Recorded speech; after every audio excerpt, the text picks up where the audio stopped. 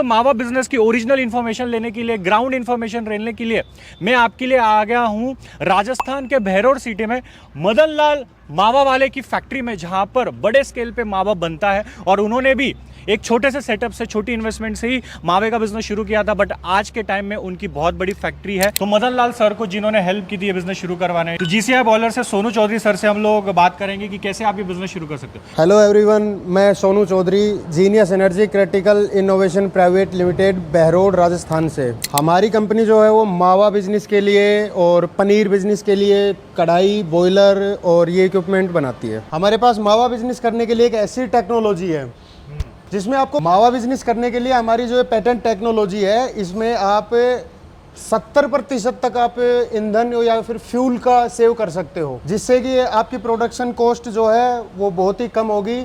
और मावे का जो कलर है, क्वालिटी है मावे का, एक बेस्ट क्वालिटी का मावा बॉयलर से तैयार होता है। इससे आपको अच्छा रेट। तो सर ये मावा मेन चीज होता क्या है और इसकी डिमांड क्यों है मार्केट, और मावा का बिजनेस क्यों करना चाहिए? सर मावे का बिजनेस इसलिए करना चाहिए क्योंकि देखो, डिमांड आज के दिन अगर देखी जाए तो मावे की डिमांड बहुत ज़्यादा है।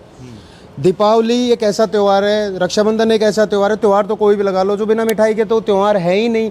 अगर आप कोई भी मिठाई बनाएंगे, रसगुल्ला या फिर कुछ भी बनाएंगे आप, बर्फी वगैरह, सबसे पहले मावे की ज़रूरत पड़ती है उनमें। मावे से ही फिर वो मिठाइयाँ तैयार होती हैं। मावे की जैसे शादियों का सीज़न भी होता है, उसमें भी मावे की बहुत ज़्यादा डिमांड होती है। और पर डे अगर रेगुलर देखा जाए कि सीज़न भी नहीं है तब भी मावे की डिमांड होती है। लोग बाग काफ़ी मिठाइयाँ पसंद करते हैं, तो सब मिठाइयाँ मावे से ही बनती हैं। इसी वजह से मावे की डिमांड है। आपका रोज़ का मावा बनना है, वही मावा मतलब आप रोज़ सेल कर रहे हैं, तो धीरे धीरे चल के आप आगे भी बढ़ रहे हैं। तो दोस्तों, अगर आपको मावा बिजनेस शुरू करना है तो सर हमें आगे पूरा बताएंगे कि कैसे मावा बिजनेस होता है और दूध से मावा कैसे बनता है, वो भी हाई क्वालिटी मावा बनाकर दिखाएंगे। आगे आपको मावा कैसे बेचना है, और जो मदन लाल जी है जिनकी ये फैक्ट्री है, उनसे भी हम लोग बात करेंगे। रियल ग्राउंड लेवल पे कैसा बिजनेस है ये, उसके बारे में जानकारी लेंगे। इन्वेस्टमेंट कितने है, कि प्रॉफिट कितना होगा, सारी A to Z जानकारी मावा बिजनेस के बारे में होने वाली। तो वीडियो में आप एक सेकंड तक जरूर बने रहिए। सबसे पहले हमें, अगर आप मावे का बिजनेस करना चाहते हैं तो सबसे पहले हमें दूध की ज़रूरत पड़ेगी। तो सर ये दूध कहाँ से लेना पड़ता है? ये दूध इधर देखो, हमारे ग्रामीण क्षेत्र में काफ़ी जगह और बहुत ज़्यादा दूध अवेलेबल है। ओके। ग्रामीण क्षेत्र जो है वहाँ पे डेयरी फार्म वगैरह हैं, और जैसे लोग भैंस, गाय ये सब पालन करते हैं, तो ग्रामीण क्षेत्र से हमें दूध वहाँ से कलेक्ट कर लेना है दूध। बिल्कुल। ओके। यहाँ अपन खड़े हैं मदन लाल जी के यहाँ पे कोटपुतली में। तो मदन लाल जी के यहाँ अगर पर डे का एवरेज देखा जाए तो 3 से 4 हज़ार लीटर दूध पर डे का आता है। 3 से 4 हज़ार लीटर का? जी बिल्कुल। और अगर सीजन की बात करें अपन, जैसे दीपावली हुआ या फिर शादियों का सीजन हुआ, तो लगभग इनके पास से 8 से 9 हज़ार लीटर दूध आ जाता है पर डे का। अब दूध से मावा बनाने के लिए हमें 2 चीज़ों की जरूरत पड़ेगी, एक तो स्टीम बॉयलर और एक अपनी मावे की कढ़ाई। तो सर स्टीम बॉयलर क्या होता है, वो जरा कंसेप्ट समझा दीजिए। बिल्कुल बताते हैं आपको। आप देख सकते हैं ये स्टीम बॉयलर है। ओके। इतना बड़ा होता है क्या? सर साइज छोटा भी होता है, बड़ा भी होता है, कैपेसिटी के हिसाब से होता है। मतलब जैसे हमारे व्यूअर्स को एकदम छोटे स्केल पे बिजनेस शुरू करना है, तो इतनी बड़ी जगह लगेगी कि नहीं सर, छोटे से भी हो जाएगा? जरूरी नहीं है। ये लगभग है अपना 1 टन से ज्यादा का बॉयलर। और अपने को अगर स्टार्टिंग करना है तो अपन 100 kg का बॉयलर, जिसका साइज काफी छोटा होगा, और सिर्फ एक ऑटोमेटिक केटल, आप उससे भी शुरू कर सकते हैं। तो सर ये स्टीम बॉयलर क्या काम करता है मावा बनाने के बिजनेस में? सर ये स्टीम बॉयलर का काम है कि इसमें चारों तरफ पानी रहता है, पूरे बॉयलर के अंदर पानी रहता है, फिर अपन इसमें लकड़ी डालते हैं नीचे। ओके, दिखाइए जरा। ये इसका फ्यूल हो गया।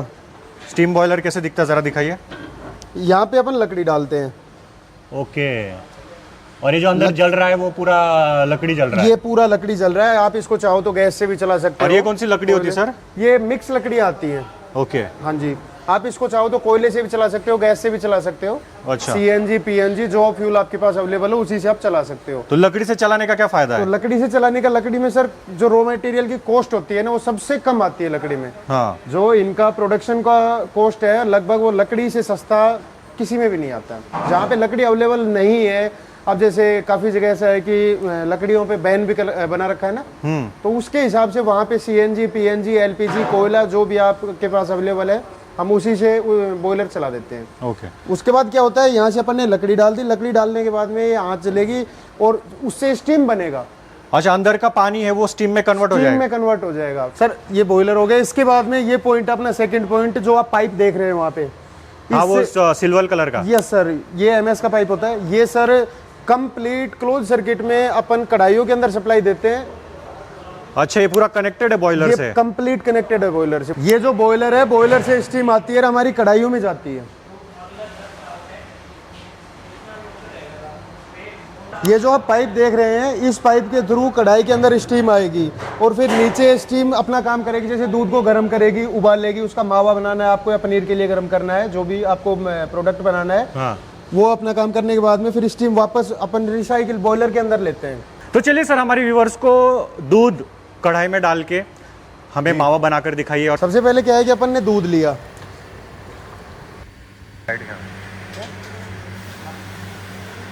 चालू करो मोटर चालू। कढ़ाई के अंदर हमने दूध डाल दिया है। ये मशीन घूमती है, ये इसको पलटा बोलते हैं अपन। ये मशीन चालू कर दी हमने। अब ये वाइपर हम इसलिए देते हैं ताकि दूध भी हिलता रहे, दूध चिपके नहीं, जले नहीं नीचे फंदे पे। अब इसी तरह स्टीम के थ्रू हमारा दूध गर्म होता रहेगा और एक बैच ही 18 से 20 मिनट में ये मावा तैयार हो जाएगा इस दूध का। मतलब एक बार दूध डाला तो 18 से 20 मिनट में मावा तैयार हो जाता है? सर 20 लीटर दूध का मावा 18 से 20 मिनट में। तो सर, अभी जैसे एक कढ़ाई चल रही है जी, तो इसमें बिजली कितना खाता है? ये सर, एक कढ़ाई कितना बिजली खाती है? एक कढ़ाई में आधा HP का एक मोटर होता है। ओके। सिर्फ आप उसे जरूरी नहीं है बिजली, इन्वर्टर से भी चला सकते हो, सोलर वगैरह किसी से भी चला सकते हो। एक कढ़ाई के अंदर। और बॉयलर को कितना लगता है बिजली? कुछ बॉयलर के अंदर बिजली की जरूरत नहीं होती है सर। सिर्फ को अपना लकड़ी डालो और अपना बॉयल होते रहेगा। लकड़ी डालो, बॉयलर के अंदर लकड़ी जलेंगी, लकड़ी जलने के बाद स्टीम बनेगी, वो स्टीम कढ़ाइयों में आएगी। तो सर, मार्केट में तो ऐसे बहुत सारी कंपनीज है जो सेम सेटअप देती है मावा बनाने के लिए, बॉयलर प्लस ये कढ़ाई का। तो आप में और उनमें क्या फ़र्क है? सर फ़र्क है, एक तो मटेरियल का फ़र्क है। हम मटेरियल के साथ, मतलब हमारी जो क्वालिटी उसके साथ हम समझौता नहीं करते हैं। बाकी लोग हमारी कॉपी बहुत ज़्यादा कर रहे हैं। देखो सर, हमारी ये जो टेक्नोलॉजी है, पेटेंट टेक्नोलॉजी है। जैसे हमारे बॉयलर में बार बार पानी डालने की ज़रूरत नहीं पड़ती, एक ही बार फिटिंग के टाइम पानी भरा जाता है। अब हम उसी पानी को रीयूज़ लेते हैं। कैसे होता है वो ज़रा समझाइए। ये सर मैं आपको बताना चाहूँगा, जैसे कि आप ये स्टीम आ रही है, अब स्टीम ने अपना काम किया, दूध वगैरह जो भी आपको बनाना है प्रोडक्ट, वो बनाने के बाद में आप देख सकते हैं नीचे की तरफ, वो नीचे की तरफ अब यहाँ से वो ही कंडेंस वाटर निकलेगा। वो कंडेंस वाटर हम डायरेक्ट बिना किसी पंप के बॉयलर के अंदर फीड कर रहे हैं। अच्छा, मतलब यहाँ पे जो स्टीम है वो ठंडा होने के बाद वापस पानी बन के जाता वापस है, बॉयलर में चला वो जाता है। सीधा हम बॉयलर में डाल वापस बॉयलर में वो पानी गर्म होके स्टीम बन के वापस कढ़ाइयों में आ वापस जाता है। कढ़ाइयों में आता है। तो ऐसे रोटेशन चलते रहता है क्या पानी का? हाँ जी बिल्कुल, 6 से 8 महीने तक वही पानी चलता है। वही पानी चलता है बिल्कुल आराम से। अरे बाप तो रे। सर 98% वाटर सेविंग है हमारे बॉयलर में, वाह वाह वाह। और अप टू 70% फ्यूल सेविंग हमारे बॉयलर में। 70% फ्यूल सेविंग। 70%। तो सर, अभी एक छोटा सा क्वेश्चन, जैसे अभी नीचे जो है कढ़ाई के नीचे जी, हम फ्लेम लगा सकते थे जी, या फिर कुछ बर्नर लगा सकते थे जी, उससे भी हमारा दूध बॉईल हो जाता। बिल्कुल। तो इतना तामझाम करने की क्या जरूरत पड़ी कि वहां से इतने बॉयलर से ऐसे स्टीम लेकर इसमें ट्रांसफर किया और नीचे फिर वो स्टीम के थ्रू हमारा मिल्क बॉईल हो रहा है? जी सर, मैं आपको बताऊं, जैसे डायरेक्ट फ्लेम की बात हो रही थी अभी। हाँ। आपने बोला है कि यहाँ नीचे से ही डायरेक्ट लगा फ्लेम, तो उसमें क्या है कि अगर 1 क्विंटल दूध का आप मावा बनाते हैं तो उसके अंदर 80 से 82 किलो लकड़ियां लगती थी। हाँ। अभी जैसे अपन ने ये अगर मैं नीचे ही डायरेक्ट लकड़ियां जला के बॉईल करता था तो 1 क्विंटल दूध को अगर आप मावा बनाएंगे तो 80 से 82 किलो लकड़ियां लगती थी। ओके। और अभी अपनी ये जो टेक्नोलॉजी है, इससे 1 क्विंटल दूध का मावा बनाने के लिए आपको 22 किलो लकड़ी लगेंगी। सिर्फ 22 किलो? सिर्फ 22 किलो। कुछ सालों पहले जैसे डायरेक्ट फ्लेम पे काम करते थे, नीचे लकड़ी लगा के, तो उसमें धुआं, प्रदूषण, और सबसे बड़ी बात यह है कि जो मावे का रंग आता है ना, वो नहीं आता था। आप देख सकते हो अब इनके फैक्ट्री में आज काम चल रहा है, कोई धुआं, कोई पोल्यूशन का कोई लफड़ा नहीं है, कोई प्रदूषण नहीं है। अभी आप देख सकते हो, हमने 20 लीटर दूध डाला था, इतना दूध था इस लेवल तक, अब ये इतना कम हो गया है। ये धीरे धीरे धीरे धीरे दूध जल रहा है। तो कुछ देर बाद में हमारा ये मावा बन के तैयार हो गया है। सबसे पहले अपन मशीन को बंद करेंगे, मशीन बंद करने के बाद में अपन ये स्टीम बंद करेंगे और फिर अपन कढ़ाई को झुका के अपना मावा ट्रे के अंदर निकाल लेंगे। ये देखो ऐसे एक ये पत्तियाँ होती हैं, पत्तियों के से अपनी जो कढ़ाई में चिपका हुआ है जो भी है उसको साफ़ कर लेते हैं। ये पूरा मावा ट्रे के अंदर निकाल लेते हैं अपन। अब ट्रे में निकालने के बाद में मावे को हम ठंडा करेंगे। ठंडा करने के लिए हमने टब रखे हुए हैं। अब इन टब के अंदर मावा ठंडा होगा।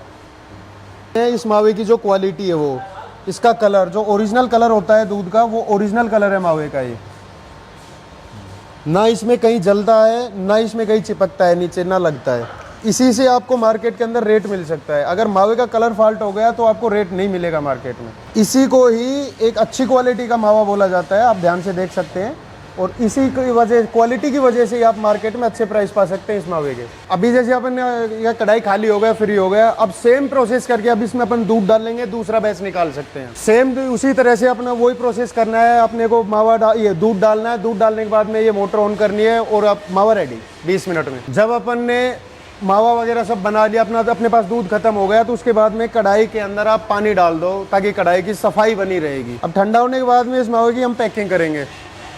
पैक करने के बाद में ये मावा जाएगा सीधा कस्टमर के पास मार्केट में। तो पहले ये होता है कि कस्टमर को कितना चाहिए होता है, उसी हिसाब से फिर हम पैकिंग बना के देते हैं। 2 किलो, 5 किलो, 6 किलो, 10 किलो की उनकी डिमांड के ऊपर है। अभी आपने जो ये देखा बॉयलर और कढ़ाइयों से मतलब दूध से मावा तैयार होना, ये सब ज़रूरी नहीं है कि आप लकड़ी से ही चलाएं। ये सारा सेटअप अपन सोलर से भी कर सकते हैं। सोलर से बॉयलर स्टीम भी बना सकता है, सोलर से आपकी कढ़ाइयाँ भी चल सकती हैं फ्री ऑफ कॉस्ट। तो अभी हम लोग जानेंगे मदन लाल मावे वाले से। मदन लाल सर जो कि एक सक्सेसफुली मावा बिजनेस चला रहे अपने एरिया में। तो नमस्कार सर। हाँ नमस्कार जी। तो सर ये आपने जो मावा का बिजनेस है वो कैसे स्टार्ट किया और इतने बड़े लेवल पे कैसे लेकर गए? साहब हमने पहले शुरू स्टार्ट में नंबर से 2 कढ़ाई से कराया था, फिर धीरे धीरे 4 से करे, फिर 8 से करे, आज 10-12 कढ़ाई हैं जी। 10-12 कढ़ाई। तो शुरुआत में क्या दिक्कतें आई और आपने उसको कैसे सामना किया और आज के टाइम में आप कितना प्रोडक्शन कर रहे हो? सर हम तो पहले दिक्कत थी जी, पहले गुटकों की भट्ठी पर करते थे। पहले दूसरा बॉलर था, अभी बॉलर दूसरा आ गया। तो इसमें तक थोड़ा मान लो लकड़ कम लगते हैं, धुआं नहीं होती है, थोड़ा साफ सुथरा काम रहता है जी इसमें। तो पहले आप लोग नॉर्मल जो प्रोसेस था, नीचे से आग लगाई, वो उससे मावा बनाते थे? हाँ पहले उससे बनाते थे जी। अरे अभी बॉयलर लेने के बाद और कढ़ाई ये वाली लेने के बाद, जीसीआई के बाद, तो आपको क्या फ़र्क दिख रहा है? उसमें पहले वाले में ज़्यादा खर्चा लगता था जी, इसमें कम लगता है जी। इसमें थोड़ी मेहनत भी कम है जी, उसमें मेहनत भी ज़्यादा करनी पड़ती थी।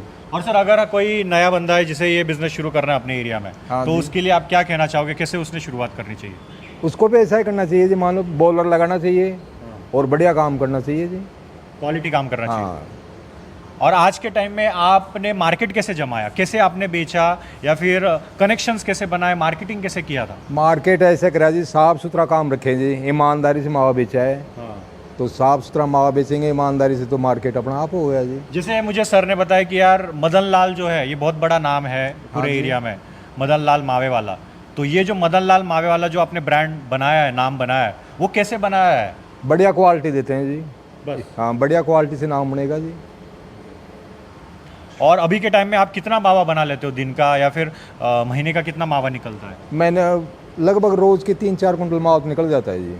3-4 क्विंटल। हाँ तो मिनिमम से मिनिमम सेटअप कितने में आएगा? आप आराम से कर सकते हैं सर। अगर आपके पास 200 लीटर दूध है तो भी उसके लिए भी प्लांट अपने पास। अगर आपके पास 2000 लीटर दूध है तो उसके लिए भी प्लांट अपने पास। हाँ जी, शुरुआती कीमत है जैसे एक बॉयलर हो गया और एक कढ़ाई होगी ऑटोमेटिक, वो हम 1,55,000 रुपये में करते हैं। हाँ जी, जिसका ट्रांसपोर्ट चार्ज आपका अलग से रहता है, लेकिन 1,55,000 रुपये में के स्टीम बॉयलर और कढ़ाई से आप शुरुआत कर सकते हैं। जिसके लिए आप पर डे का 500 लीटर दूध है आपके पास, तो पर डे का 500 लीटर दूध का मावा सुबह से शाम तक एक ऑटोमेटिक कढ़ाई बना देती है। और जैसे जैसे कि आपकी डिमांड रहेगी, डिमांड के अकॉर्डिंग बॉयलर की कैपेसिटी बढ़ेगी, कढ़ाइयाँ बढ़ेंगी, तो उस हिसाब से कॉस्ट भी बढ़ जाएगी। और सर सबसे मेन चीज़ है कि मार्केटिंग। जी, जैसे बना तो सब लेंगे, बिल्कुल, बेचना कैसे है, मावा कहाँ का बिकता है, कोई शुरू करता है तो उसे कहाँ का बेच सकता है, कितना बड़ा स्कोप है मार्केट में मावा बिजनेस में, वो ज़रा समझाइए। सर देखो, मार्केटिंग का ऐसा सिस्टम है कि मावे की आप दुकान पे भी सेल कर सकते हैं, होलसेल रेट पे भी सेल कर सकते हैं, शादियों में भी जो सीज़न होता है वहाँ भी सेल कर सकते हैं, त्यौहार पे भी सेल कर सकते हैं। डायरेक्ट कस्टमर को जो मतलब जो दुकान खोल के बैठे हैं, जो मिठाई की दुकान वगैरह, आप उनको भी सेल कर सकते हैं मावा। अगर आप चाहो तो मावे से कम 100 टाइप की मिठाइयाँ बनती है, आप मिठाई बना के भी सप्लाई कर सकते हैं मार्केट में। ये जो जैसे कैटर्स होते हैं और होटल वगैरह, रेस्टोरेंट वगैरह, आप वहीं पे भी सप्लाई कर सकते हैं, उनसे आप कांटेक्ट करके देखिए। प्रॉफिट की बात की जाए तो मावा बिजनेस में कितना प्रॉफिट होता है वो ज़रा डिटेल में समझाइए, और कैसे कैलकुलेशन होता है, अगर हमारे व्यूअर्स आगे बेचेंगे तो कितना मुनाफा होगा, वो ज़रा सारा समझाइए। सर देखिए, मावे का ऐसा है कि अगर आपके पास ओरिजिनल दूध है तो 4 लीटर दूध पे 1 किलो मावा निकलता है। 4 लीटर दूध में 1 किलो मावा। अगर उस दूध का फैट होना चाहिए कम से कम 80 फैट का दूध 4 किलो होगा तो 1 किलो मावा निकलेगा। अब उसमें क्या है 4 कि किलो के 4 लीटर। तो सॉरी 4 लीटर दूध में 1 किलो मावा। तो उसमें क्या है कि अब आपको मार्केट में ये ध्यान रखना है कि दूध आपके पास में कितने रुपए लीटर आ रहा है, 60 रुपये लीटर आ रहा है, 55 रुपये लीटर आ रहा है, 65 रुपये लीटर आ रहा है। उसी के हिसाब से आप मावे का कॉस्ट तय कर सकते हैं। अगर आप ओरिजिनल काम करेंगे, ओरिजिनल दूध खरीदेंगे और उसके बाद में सेम यही कलर का मावा अगर आप बेचेंगे तो लगभग 300-330 के आसपास ये मावा बिक जाएगा। अब इधर मदन जी का यही रेट चल रहा है। इधर आप थोड़ा सा मार्केट के अंदर जैसे जो मावे की बड़ी बड़ी मंडी होती हैं वहाँ जाके भी आप इन सब चीज़ों के बारे में थोड़ी सी नॉलेज ले सकते हैं, उनके बारे में थोड़ा जानकारी ले सकते हैं। 1 किलो मावे पे अगर देखा जाए तो आपको 30 से 40 रुपए का प्रॉफिट मिल सकता है। अगर आप जैसे अभी तो ये एक कढ़ाई की बात हो रही थी, अपनी 200 लीटर दूध की बात हो रही थी, भविष्य में चल के अगर आपके पास 3, 4, 5, 10 हज़ार लीटर दूध भी हो जाता है, कढ़ाइयाँ बढ़ा देते हैं, तो उसका प्रॉफिट फिर आप खुद ही निकाल लो। तो उसी हिसाब से मैंने 30 से 40 रुपये बताया 1 किलो का। अब वो आपके ऊपर डिपेंड करता है कि आप कितना बना सकते हो। अगर ओरिजिनल चीज़ देंगे, ब्रांड बनाएंगे, नाम बनाएंगे तो ज़्यादा भी जाएगा।